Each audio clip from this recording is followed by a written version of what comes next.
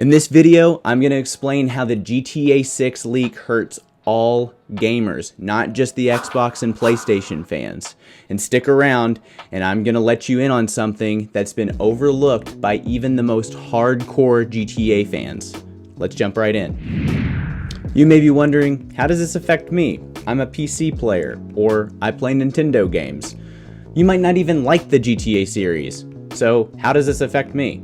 Well, it does. How so? Well, in order to answer that question, we need some context on what happened. Some of you may already know the story, but there's more to this than meets the eye. For those of you who don't know, who've been living under a freaking rock the last couple of years, let me bring you up to speed. Let's go back to the beautiful month of September 2022. Or, at least, I think it was beautiful. I can't really remember. Moving on. So a kid by the name of This, I'm not even going to say it, I know I'm going to butcher it. Anyway, kid's 18 years old. He hacks into GTA 6 developer Rockstar Games using a Fire Stick, his hotel TV, and his cell phone.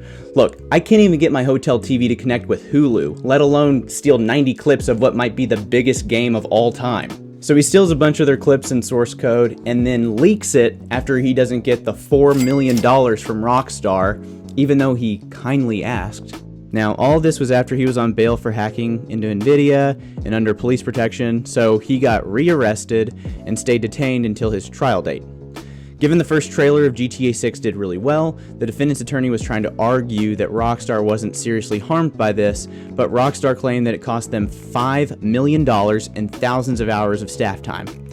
You ready for the happy ending? The bad guy's in jail to reflect on what he did. Only doctors performed a mental health assessment and concluded that our culprit is highly motivated for more cyber attacks once he's released. So he'll have to remain secure in a hospital until doctors deem him no longer dangerous. Are you with me so far? Good. So now's the time you're probably thinking, Kael, I love your stories. So thought-provoking and to the point. But how does this affect me? Wow. Selfish. Well, I'm glad you asked.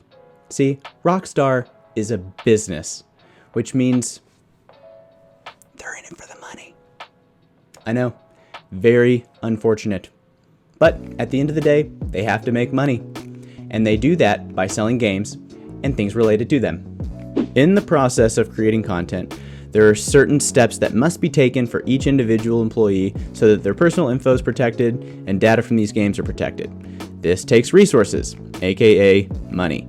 When businesses get attacked, they would be wise to tighten their security. That would be essential if they want to retain a workforce.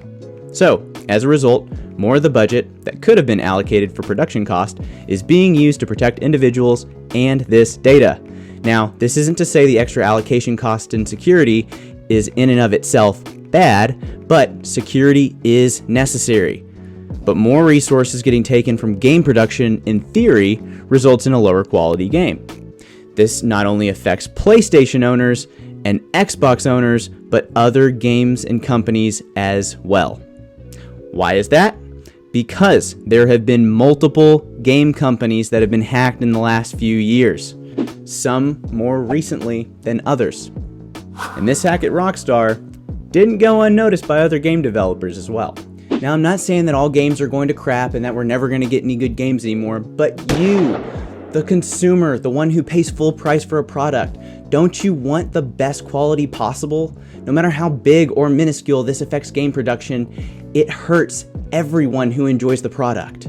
All this to say, I'm super excited about GTA 6, and I can't wait to see how it shapes up. Let me know what you think in the comments, and if you want to see more, click right here. Or here.